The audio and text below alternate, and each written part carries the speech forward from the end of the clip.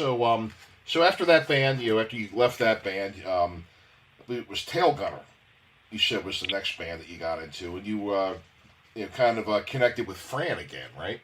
Yes, yeah. He answered an ad. I had it, in between there was a band that we were trying to get off the ground, but the band never got out of the basement. Okay. And that band only did original material. Right. That's all we did. But again, the band never got out of the basement. Then there was another band that only played one job. Sure, right. And disbanded. So then came Tail Gunner.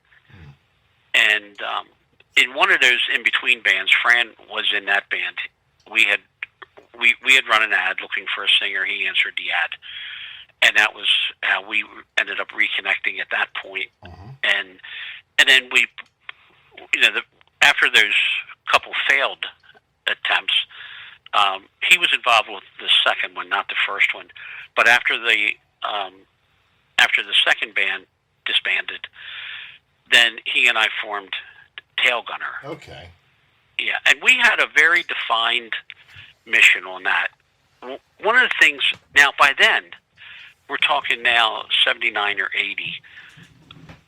By now, original music was a little more widespread in the bands in Baltimore. Still wasn't widely done, but it was definitely more of it than there was 7-8 years earlier. Okay. So one of the things that I had said to him, and I said, this is what my vision is, and he was totally with it. I said, I do not want to go out and play in another cover band where that's all we do. Right. We or just one more of the multitude of cover bands that goes out there. I said, I want to do original material. This was a point of contention in Silver Queen. I want to do original material, and I'm not going out to play until we have something to promote. And in those days, 45s were still an item. This is before the CD era. Right. Okay. And doing downloads. I said we got to have a product. We've got to, when we go out to play, we have to have something that is ours, and we get identified right off the bat as a band that does original material along with cover material. Right. Because we did do some cover. So I said, I'm not going out until we actually accomplish that. We have to have the record before we play, and we did. We that was the objective. We did record it. The guitar player left the band. I'm trying to think if somebody else left. The guitar player left. The other guitar player. I think the drummer may have left too. I'm not even sure. It's another one of these things with the turnover and the turmoil. Oh yeah. But anyhow, we regrouped, and when the new members joined the band, we said, here's what we're doing, and so we went out to play, and we had the 45 record, and that's what we had when we went out. We had that right off the bat. Okay. Yeah. It was in record stores. I took it around myself to a lot of the record stores and asked them if they would take it, and they did. They took it on a consignment basis. Oh yeah, right. I've done that. You know, and I kept track of it, and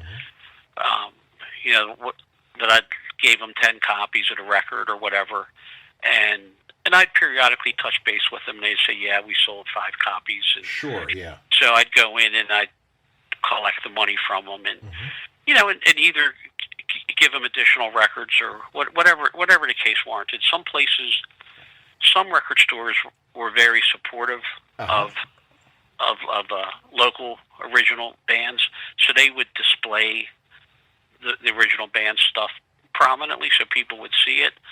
Other places, other record stores are like, we'll just throw it in along with everything else. They did, they were kind of ambivalent about it, but yeah. But anyway, we sold a lot of records that way. Yeah, I can remember that because a lot of places would it were very happy to promote, and it was usually the independent ones, as Yes. compared Oh to yeah. the chain ones. Like, The corporate, you yeah, could not get them to do anything because they were totally corporate, and yeah, yeah, they could not make a local decision. Everything had to come from headquarters. right, right. But then the places like record and tape traders, or even like the not just the like record stores, but like the actual music stores used to sell them too sometimes Yeah. too. Yeah. Like Dundalk Music used to sell our stuff. I can remember that. Okay. And God, what else? There was another place called Kay's Music. Reptilian Records, I remember in Fells Point, used Hmm. to sell a lot of local stuff. Record and Tape Traders was always really good about that. They were supportive of us. Record and tape traders, record and tape collectors Yes, yep, was that's another another one. one. Uh huh. Yeah, they were willing to take our stuff and support the effort. Right. Well, I mean, those places were great too, and Yeah. and you could go in there and they would even put your picture up and everything and sell it like it was a big deal. Not just Yeah. like some schmoes are coming in and trying to sell a record. They were actually very proud to display that and everything Yeah. too. How about radio? Did you do any? Did you get any airplay with that stuff around here?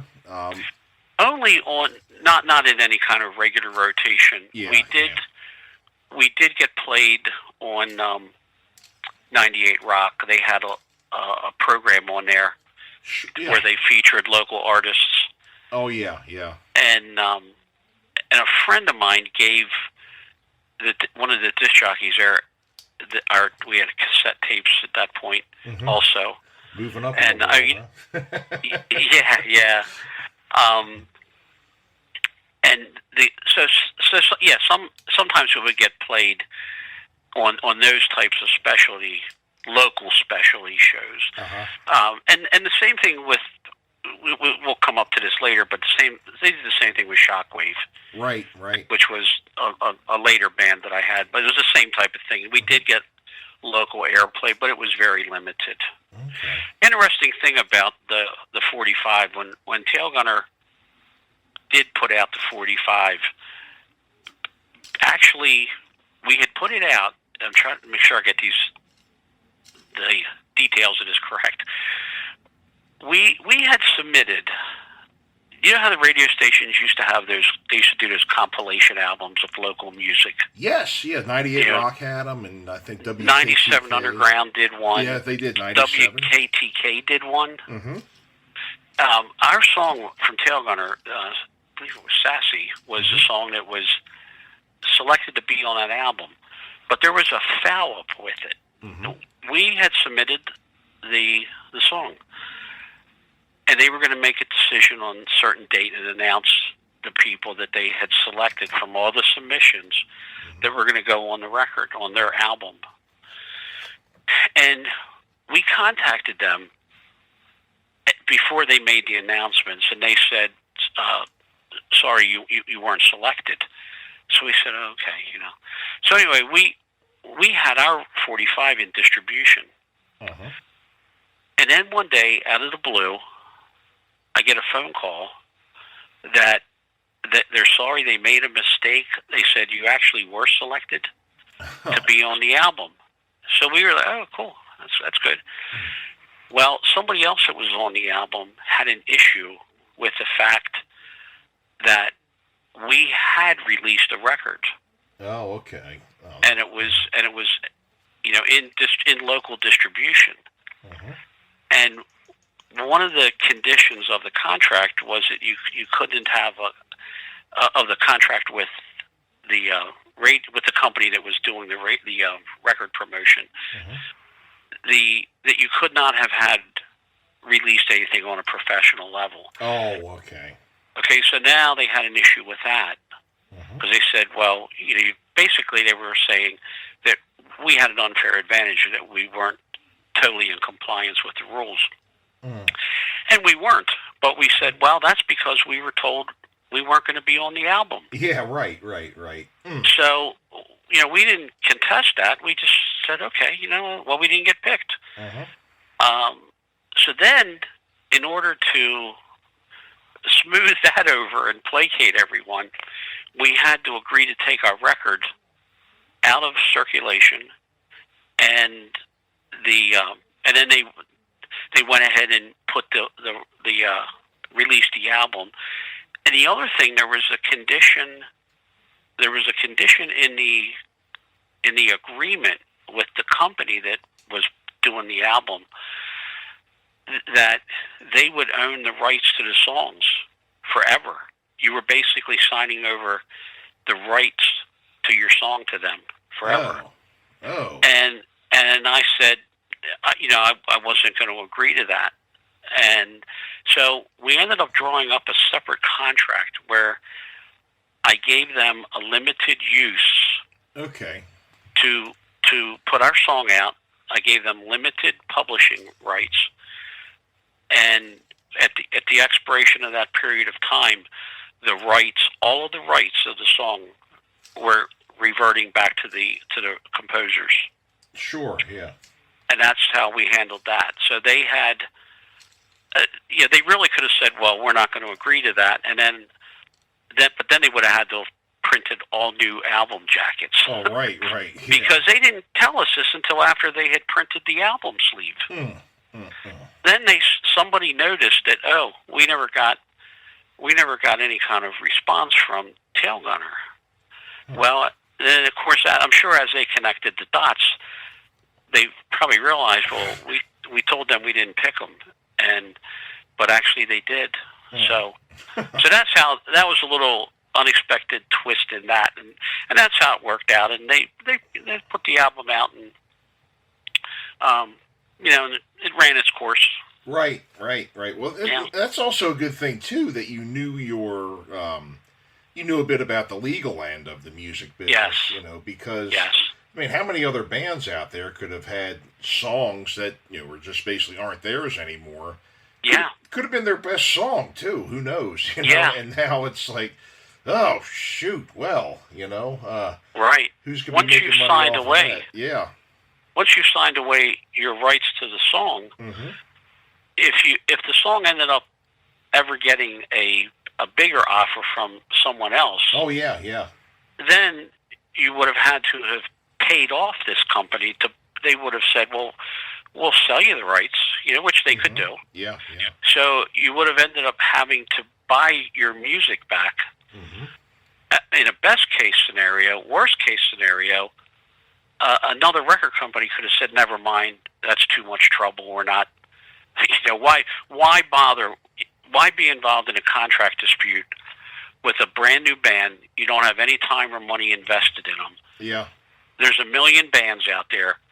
Why be involved in a contract dispute right from the beginning? Sure. And that would be another potential outcome where they would feel you're not worth the trouble. Yeah.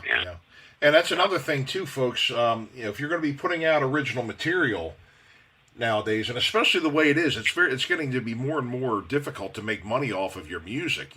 People aren't buying records anymore. There's a million and one places your music can be stolen and downloaded from, and like I said, people just aren't going out and buying CDs anymore.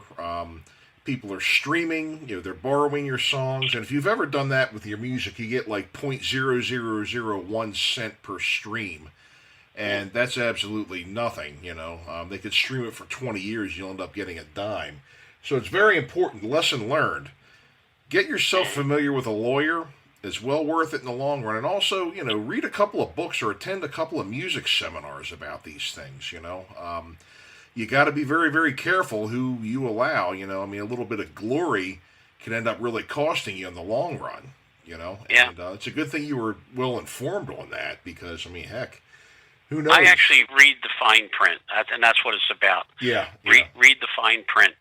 The dilemma that any new band faces is when someone makes them an offer and they have nothing else going. Right. And here comes a record company and they say, well, we'd like to give you a record contract, and here's our crappy terms. You can take it or leave it. A lot of bands who don't have anything else going on, they'll say, we'll take it. Oh, yeah, and and they end up, the thinking is, well, it's better than nothing. We may not get another opportunity, Yep. Yep. will take it. And that's what happens, and a lot of them, that's how they end up getting entangled in very bad contracts. Uh-huh. I don't profess to have the answer to that because it's so rare that a band would get an offer of a recording contract to begin with. Right, that, right. You're almost, it's almost like, well, we'll sell our soul this one time, and then we'll sell everything we own this one time. And if we end up becoming very successful with it, then we'll have some negotiating muscle, and then we can say, no, we're not doing these bad deals anymore. But it is a dilemma. Yeah. It is when you're starting out. It really is, and I'm glad that again, I'm not really doing music except for kind of locally right now, but I am glad that with my acting, I've got a good manager who understands these things, because I mean, not only when I book something, like a television show or something like that, not only do I get my pay for performing in it, I get royalties or residuals whenever the show airs on a network. You get something for that, and then when it gets released on DVD, you get a little bit more, and then when it gets released overseas, or if it goes to like I mentioned, like DVD, or if it goes to a service like Netflix or Amazon, where it's going to be streamed and watched and things like that, you get like a residual check in the mail. And again, the terms are different, and again, the checks get smaller and smaller and smaller each time. I mean, but you still do get something for that, and and a lot of people, for years and years, in early TV, there was no such thing as that. So I think that the folks on Gilligan's Island, as much as that show's been rerun on TV for 50, almost 60 years, 50 some years now, they never got residuals for that or royalties. But nowadays a lot of people are getting that, and that's how a lot of people that are no longer active, or just their career, they just the phone stops ringing, end up being able to support themselves and everything. And then having things like ASCAP and things like that on your side as well has helped a lot of musicians in their old age. If a song ends up being used in a commercial or a commercial or in a soundtrack of a movie or something like that, it all ends up going back to the person who wrote it, which is just right, which is just really only right. So after this band, Tail Gunner, I believe the next band you had was called Axis Sally. Was that another original band? No, that was we did some original, but we also did covers. We did a lot of AC/DC. Oh, our sure. Our singer Bob Knight was very good. Okay. With doing AC/DC stuff. So we was. That was his niche. He sounded a lot like. Oh, I'm sorry, I stepped on you there. But I was going to say, he sounded a lot like Bon Scott. He reminded me a lot of him when he was singing, Yeah. He also did Alice Cooper well. Yeah, I could hear that. There was a couple different people. I mean, he had a very high range to begin with. Yes, he did, yeah. So he could do that stuff. And he also had perfect pitch. Yes. He was primarily a singer. He dabbled with guitar a little. I talk of him as if he's gone. As far as I know, he's not. Yeah. I think he's still with us, I hope. But anyway, he has or had perfect pitch. And I used to test him on it. Right. There'd be no sound in the room, no reference point whatsoever. And I would say, give me an E flat. And he would hum it, and I'd hit the note on the piano, and he was always on. Wow. Okay. Wow. And he really didn't play an instrument that much. Like I say, he dabbled a little bit with guitar and dabbled a little bit with piano, but he was primarily a vocalist. Right. And but he had perfect pitch, which was it's very interesting. He's the only person I've ever known to have that. Oh yeah. Yeah, and he was in Axis Sally, and then he also went in when I formed Shockwave. He continued on in that band. Okay. Yeah. Yeah, he was a hell of a nice guy too. I mean, I'm not being what he is a hell of a nice guy, and he is. I can remember, I remember you taking a young me under your wing back when I was about 18 years old. Our first trip into the studio, you guys kind of mentored us through it and everything. And I tell you, boy, was that an awakening for somebody who had never been in there before. Jeez, man, I tell you, nothing. I mean, I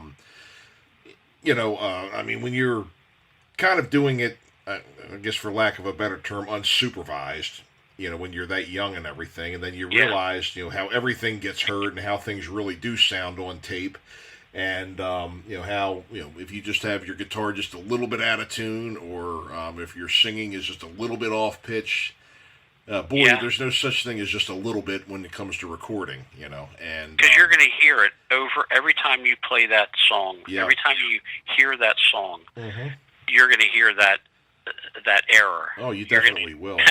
It just gets worse. You don't get used to it. It gets worse and worse. Right. It does. And then other people hear it too that would notice it, and you're like, geez, you don't want that going out. But yeah, that was one of the things that kind of, it helped us a lot too. Just be prepared a little bit better for the next times we went in, with other bands after that. Yeah.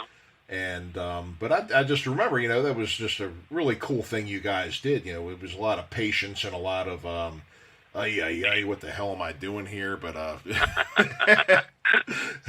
those were some good times back then. Yeah. At the early Invisible Sound, do you remember that? Oh yeah.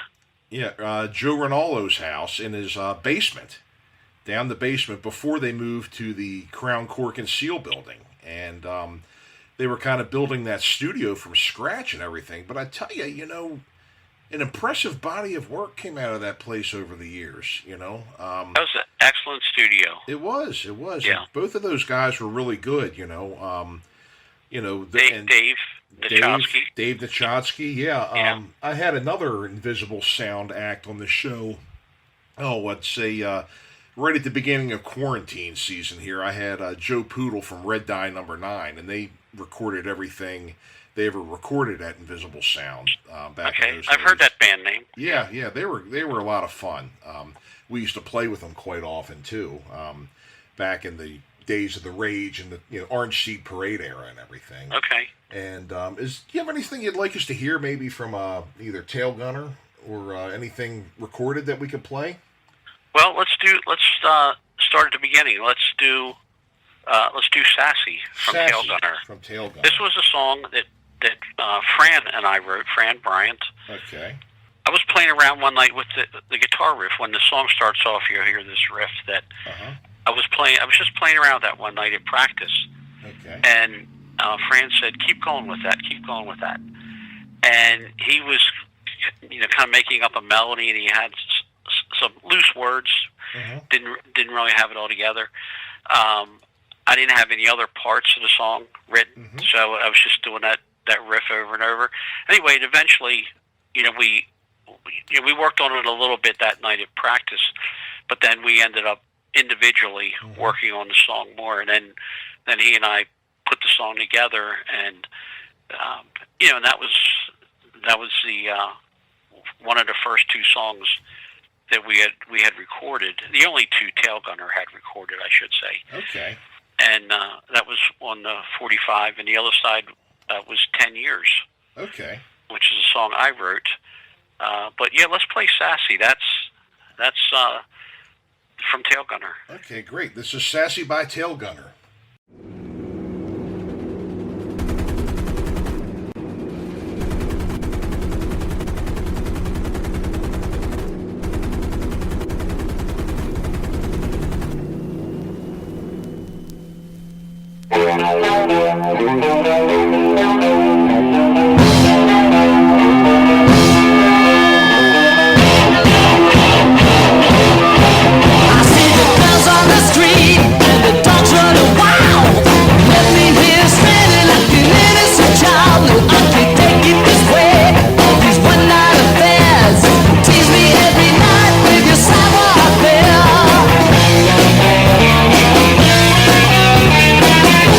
Tonight, got my heart